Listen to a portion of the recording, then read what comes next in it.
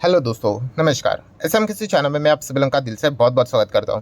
दोस्तों, इस वीडियो में हम लोग बात करने वाले एक बहुत ही ज़बरदस्त चर्चे में रहने वाली रिपोर्ट। यस, फिलहाल की अगर हम लोग बात करें, आप सभी लोगों को पता ही है, दुनिया भर के जितने भी बड़े बड़े रिपोर्ट्स निकल रहे हैं उनका फोकस फिलहाल हमारे देश के ऊपर ही देखने को मिल रहा है और इसके पीछे का रीज़न है इलेक्शन। इलेक्शन काफ़ी बड़ा इवेंट रहता है। किधर भी किसी भी देश में जब भी इलेक्शन यहाँ पे होता है तो उसके जो रिजल्ट रहते हैं वो बाजार के ऊपर कैसा प्रभाव डालेंगे, इससे रिलेटेड काफ़ी ज़्यादा चर्चा होती हुई देखने को मिल जाती है। एंड इसी से रिलेटेड क्रिस वुड की अगर हम लोग बात करें दोस्तों, तो हम लोग को काफ़ी सारे रिपोर्ट्स आते हुए देखने को मिले थे, काफ़ी सारे बयान देखने को मिले थे। एंड रिसेंटली अगर हम लोग बात करें दोस्तों, तो एक और रिपोर्ट उन्होंने पब्लिश यहाँ पे करके रखी हुई है जिसका नाम है फियर एंड ग्रीड। यस दोस्तों, फियर एंड ग्रीड की अगर हम लोग बात करें, ये रिपोर्ट उन्होंने पब्लिश किया एंड उसमें उन्होंने बहुत सारी चीज़ों को नोट डाउन करके यहाँ पे रखा हुआ है इंडियन मार्केट से रिलेटेड। एंड खास करके ये जो रिपोर्ट है दोस्तों, दो चीज़ों के चलते बहुत ज़्यादा उनमें हम लोग को चर्चा देखने को मिल रही है। और वो चीज़ कौन सी है कि क्रिस वुड ने यहाँ पे कहा है कि इंडियन स्टॉक मार्केट की बात करें, ठीक है, तो उसमें बड़ा करेक्शन हो सकता है, बड़ी गिरावट हो सकती है, क्रैश हो सकता है अगर ये दो चीज़ें हुई तो। ठीक है, ये देखिए, ये इफ बट का ही खेल होता है कि ऐसा हुआ तो ऐसा हो सकता है करके। तो उन्होंने कहा कि आने वाले नेक्स्ट 2 महीने में ये दो बड़ी चीज़ें हम लोग को देखने को मिलने वाली है। अगर ये चीज़ें हुई तो फिर बाजार को एक गिरावट का बहुत बड़ा मतलब रीज़न मिल जाएगा एंड बाजार यहाँ पे गिर सकता है करके। अगेन कह रहे हैं, उन्होंने गारंटी नहीं कहा है, उन्होंने कहा कि अगर ऐसा हुआ तो, शब्दों के ऊपर ध्यान दीजिए, इफ़, अगर ऐसा हुआ तो वो कौन सी चीज़ है उसके ऊपर हम लोग जरूर आएंगे। प्लस उन्होंने और रिपोर्ट में क्या क्या पॉइंट्स यहाँ पे सामने रखे हुए हैं वो भी आपके साथ यहाँ पे मैं शेयर करना चाहूँगा। जैसे कि पहले अगर हम लोग बात करें तो उन्होंने मिड कैप स्टॉक की बात की कि मिड कैप स्टॉक ने एकदम ही ज़बरदस्त परफॉर्मेंस दिखाया, अबव एवरेज परफॉर्मेंस आप यहाँ पे कह सकते हो। इसी चीज़ के चलते मिड कैप स्टॉक्स का जो वैल्यूएशन है वो हम लोग को काफ़ी ज़्यादा अभी एक्सपेंसिव देखने को यहाँ पे मिल चुका है। बहुत सारे मिड कैप्स ने लार्ज कैप से भी कितना अच्छा परफॉर्मेंस यहाँ पे दिखाया है। प्लस इंडियन मार्केट की बात करें तो दुनिया भर के जितने भी मार्केट है एंड खास करके इमर्जिंग मार्केट, उनमें हम लोग को ज़बरदस्त परफॉर्मेंस देते हुए देखने को यहाँ पे मिल चुके हैं। एंड इसी चीज़ के चलते एफआईएस की अगर हम लोग बात करें दोस्तों, तो और ज़्यादा वो पैसा यहाँ पे बाजार से निकालते हुए देखने को मिल रहा है। बिकॉज एफआईएस ये मान रहे, ये मैं कोई अपने मन की बात नहीं कर रहा हूँ, क्रिस वुड की रिपोर्ट में ये सारी चीज़ें उन्होंने नोट करके रखी हुई है कि फॉरेन इंस्टीट्यूशनल इन्वेस्टर की बात करें, एफआईएस की बात करें, एफपीएस की बात करें, तो उनका ये मानना है, ये लॉजिक है कि इंडियन मार्केट अभी ऑलरेडी बहुत रिटर्न यहाँ पे दे चुका है एंड इसी चीज़ के चलते वो एग्जिट करते हुए देखने को यहाँ पे मिल रहे हैं। बट सबसे ज़्यादा शॉकिंग पॉइंट कौन सा है एफआईएस के लिए? यस, कि इतना भयंकर बिकवाली होने के बावजूद अगर फिलहाल अगर हम लोग यहाँ पे बात करें तो इंडियन मार्केट बिल्कुल टॉप लेवल पे देखने को मिल रहा है, कोई करेक्शन नहीं। आप यहाँ पे देख सकते हैं निफ्टी की भी अगर हम लोग बात करें, साल भर का परफॉर्मेंस चेक करो या फिर 5 साल का डेटा अगर आप चेक करोगे, मैक्सिमम चार्ट पैटर्न अगर आप चेक करोगे, तो एकदम टॉप लेवल पे हम लोगों को निफ्टी देखने को यहाँ पे मिल रहा है। थोड़ा सा चार्ट पैटर्न में कुछ टेक्निकल एरर होगा तो उसको स्किप करना, मेजर पॉइंट पे ध्यान रहना चाहिए। मेजर पॉइंट क्या है? यस, पूरा हमारा बाजार टॉप लेवल पे देखने को मिल रहा है। इनफैक्ट 23,000 का लेवल निफ्टी ने अभी अभी यहाँ पे टच करते हुए देखने को यहाँ पे मिला था।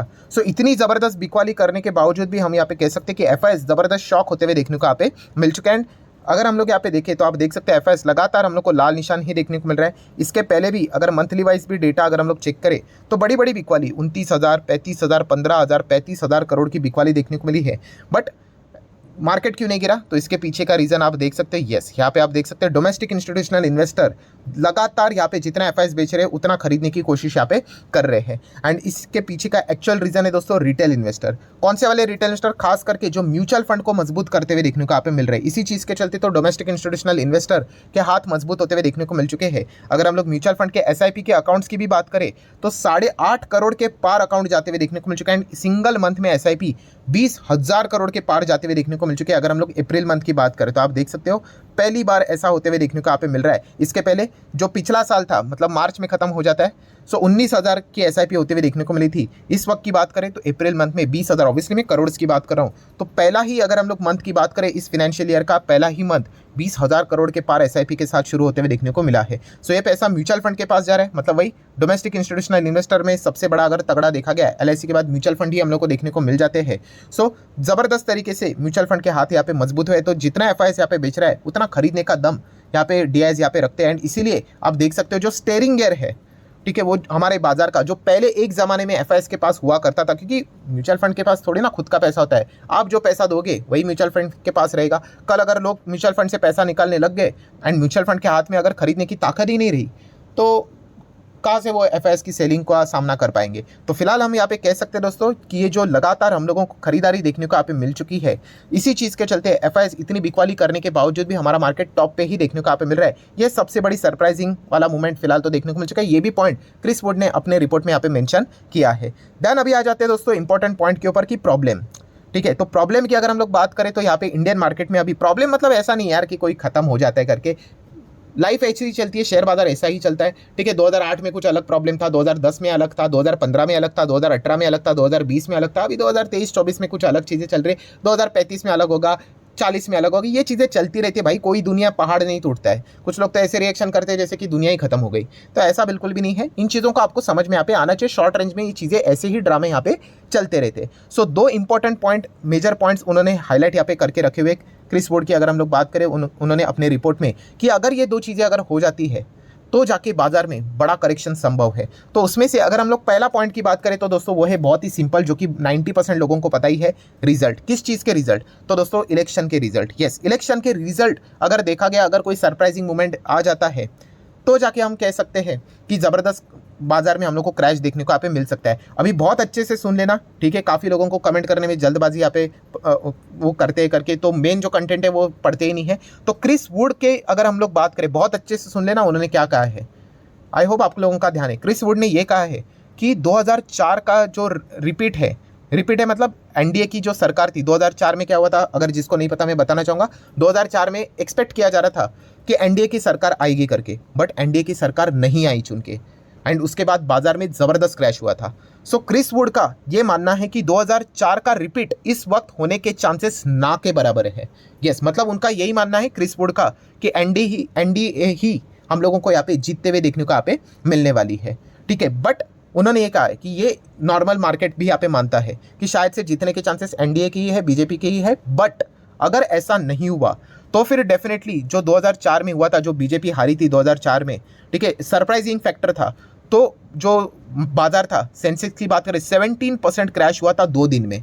ठीक है, तो उससे भी भयंकर गिरावट इस वक्त के बाजार में हो सकती है अगर बीजेपी हारी। तो ये मैं नहीं बोल रहा भाई, ये क्रिस वुड ने अपने रिपोर्ट में बोला है। बट क्रिस वुड का ये मानना है कि उनको नहीं लगता कि 2004 रिपीट होगा, बिकॉज उनका ये मानना है कि शायद से एनडीए के ही जीतने के चांसेस ज़्यादा है। हाँ, बट अगर उन्होंने कहा है कि अगर मेरा प्रेडिक्शन गलत गया तो फिर डेफिनेटली हम कह सकते हैं कि बड़े करेक्शन का पॉसिबिलिटी हम लोगों को ज़रूर बाजार में देखने को यहाँ पे मिल सकता है। ये सबसे पहला रीज़न उन्होंने सामने यहाँ पे रखा हुआ है। सो ये पॉइंट तो वैसे तो हर किसी को यहाँ पे पता ही है। देन अगर हम लोग बात करेंगे सेकंड मोस्ट इंपॉर्टेंट पॉइंट, जिसके ऊपर किसी का ध्यान नहीं है, एंड क्रिस वुड ने इस पॉइंट को भी अपने रिपोर्ट में हाईलाइट करके यहाँ पे रखा हुआ है, और वो है दोस्तों टैक्सेस से रिलेटेड। यस, टैक्स की अगर हम लोग बात करें तो क्रिस वुड ने अपने रिपोर्ट में कहा है कि कैपिटल गेन टैक्स में सरकार यहाँ पे कुछ बदलाव कर सकती है।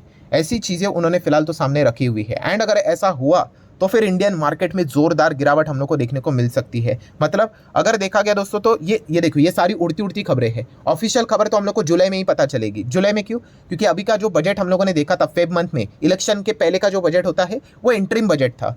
उसके बाद फुल फ्लेजेड बजट जुलाई में देखने को मिलेगा, एंड उसमें यहाँ पे एक्सपेक्ट किया जा रहा है कि बहुत कुछ बदलाव हो सकता है कैपिटल गेन टैक्स में।